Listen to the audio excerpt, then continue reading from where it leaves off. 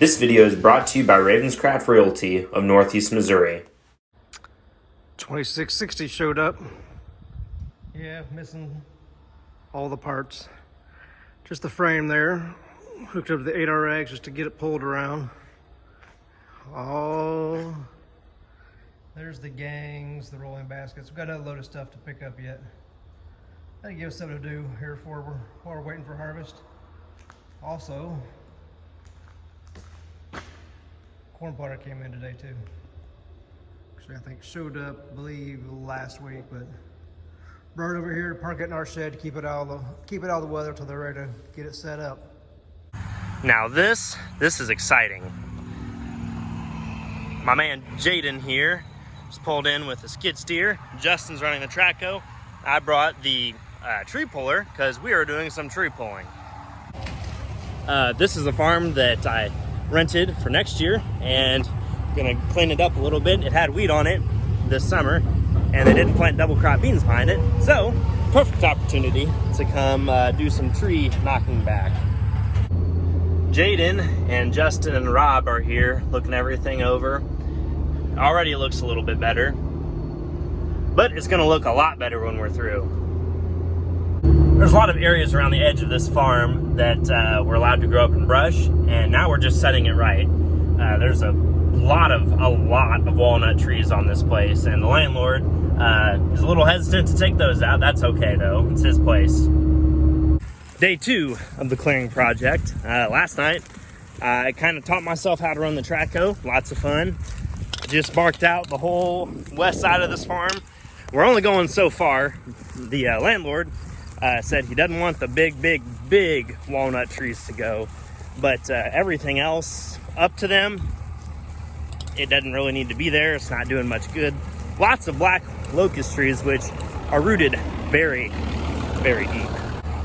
And my door here on this fantastic first gen, it's like it needs to be adjusted. It sits a little bit further up because right now it doesn't want to shut. You have to pull up on it from the outside to get it to shut. But anyways, let's go kill some trees. I'm coming for all of you. Here's a short how-to on how to start a Traco. You turn the key, let it wake up, and then this thing has all the emission stuff on it, so it's not very loud. And this stick controls the out part of the boom and the curl on the bucket. This one controls the up, so it's moving this part of the boom right here. Oh, you got to put this thing down first so that you can do something. Up. And then this one also does the swing, but I'm not going to swing just yet because I might swing into my truck. Don't want to damage this baby. I made a bunch of progress yesterday. Didn't actually video any of it because I was being lazy. But I got to fix the Traco real quick. This track, it's not supposed to be that loose. It's supposed to look like that one, but instead it's, Anyways, we got this special grease fitting thing, and I'm gonna put that on real quick and use 7 tubes of grease to fill it and tension it.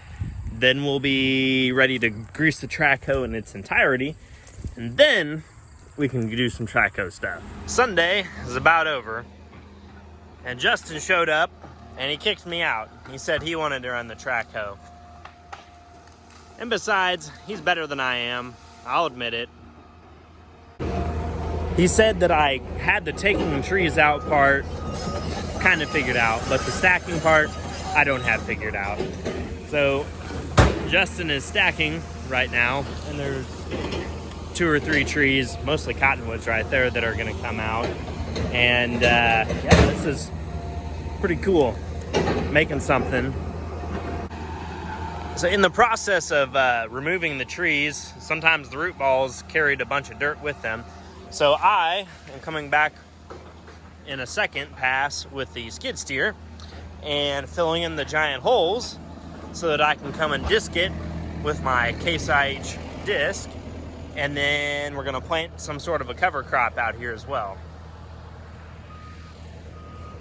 If you notice, there's some orange paint on these trees. That's the stop line. So stuff on the other side of that, we're not touching. It used to be that the field stopped like right there. Now it stops back here, and it's only 20 more feet to the property line.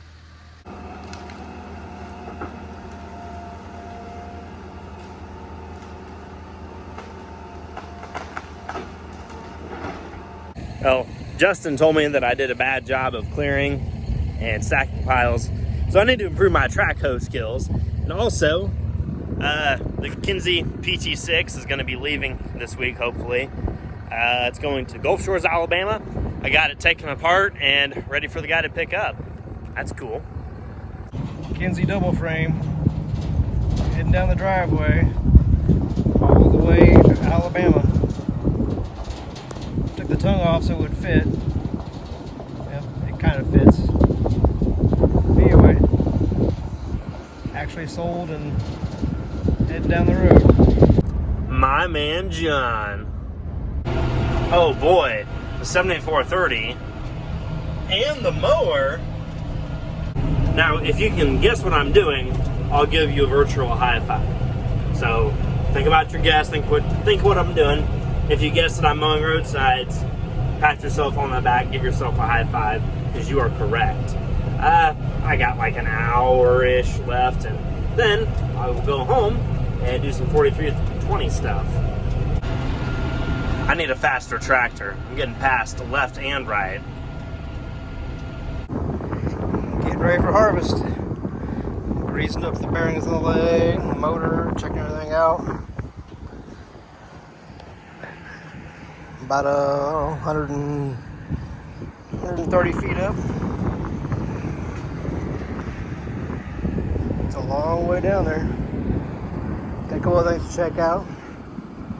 Should be about ready. Can I look out across the bottom? See a neighbor here, looks like maybe have an ammonia bar, maybe it wasn't working quite right. Got a streak, looks like it didn't have very much nitrogen. See the bay, pivots over there. See a long, long way. Looks different from up here. Still gotta go and do the other leg up on the hill. That was not quite as involved, not having a dryer and as many bins. Won't take too long. Should be starting Monday, that's the plan. Yesterday, I put the duals back on the 4320, and I also got my wheel weights situated in such a way that they don't sit awkwardly on one another, and that entails just having them timed properly. Still don't have a third U-bolt, but nah, it's okay. Brush hogged off the garden and brush hogged a lot yesterday with the 7430. I still need to do the other half of the wheel weights on the 7020, so I'm gonna head over to the other house and grab that, and I have some other stuff to show you guys too. It's been a while since I've done a startup on the 4320.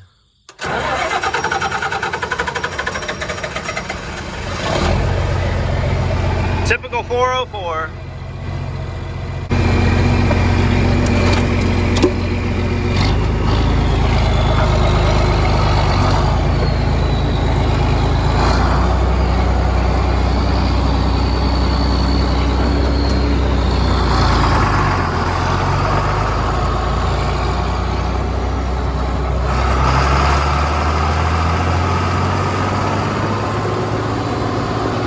Here she is, the 7020. Triple weights on every side. I actually have the proper securing band up there on the muffler and the air stack. Tinted, thank you my man Brian. Only a couple leaks under there. That one's gonna have to get fixed. That one's actually kind of bad.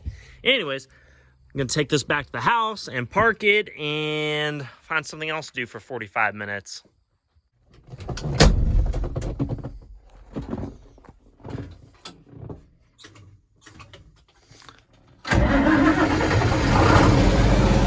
She always needs ether, but she always starts. The 4020 is also weighted up. Got 4 slabs on the front, ×2, because it's a double stack. Got all my sister's pig feed from the pigs that have been dead for like a month and a half.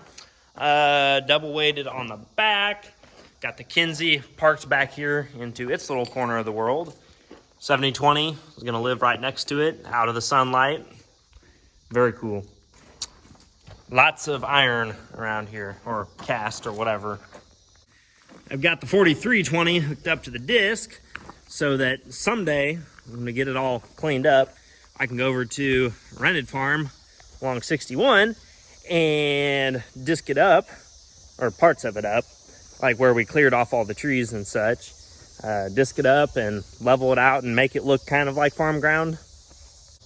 Over here in this part of the shed, got the Hydro-Wide and my Tiger Mate, and my little John Deere disc is there in the back.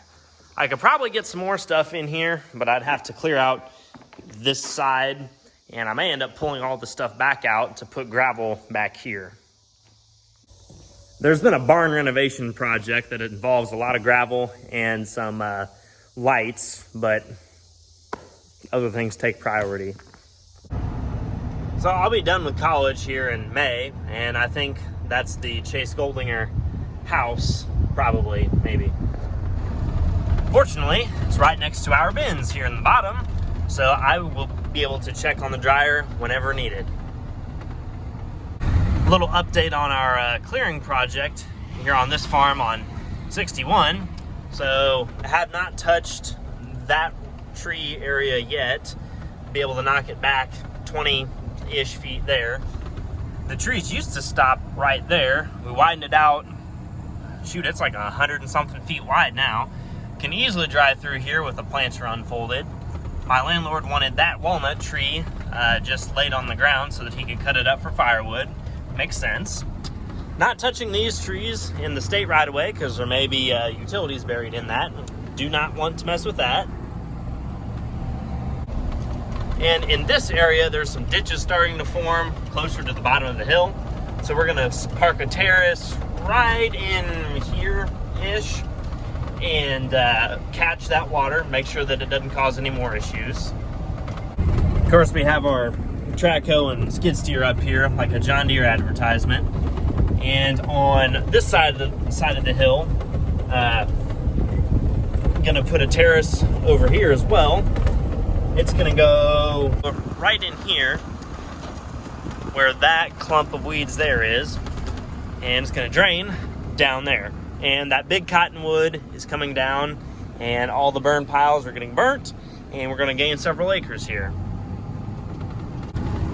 And this is actually a terrace, and not really sure where it drains to, but we're gonna find out.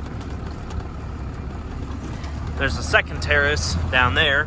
Both of them are broken, as in the water is flowing over them.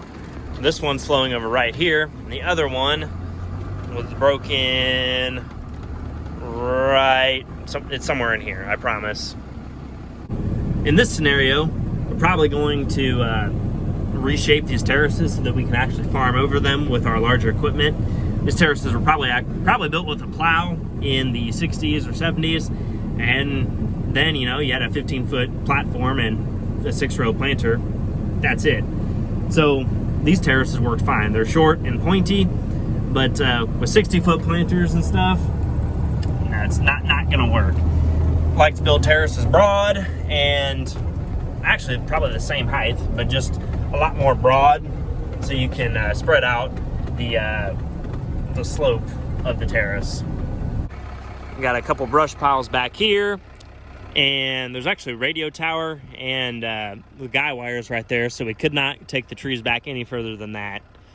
And this point here is going to get shrunk. There's a kind of a circle of good walnut trees in there, and my landlord asked that those be left alone. Not going to take very much to make this a pretty good little farm. There's going to be about 21-ish acres here, maybe more in the coming years if my landlord chooses to get the walnut trees logged off and make some money and push the trees back even further. But that's up to him. And let me tell you, there are a lot of walnut trees on the west side of this farm. So on this farm, it seems that there were like 3 lines of trees. There's the trees in the fence. There's some pretty good sized walnut trees like 10 feet away from the fence, and then there was just brush from then on. I got to clear the trees back to the good walnut trees. And the trees in the fence, those are some big big trees, like pin oaks, walnut, that kind of trees. Trees that are actually good for something, not just walnut, or not just black locust or hedge trees, that kind of stuff. That's all junk. I'll be darned if that doesn't look pretty good.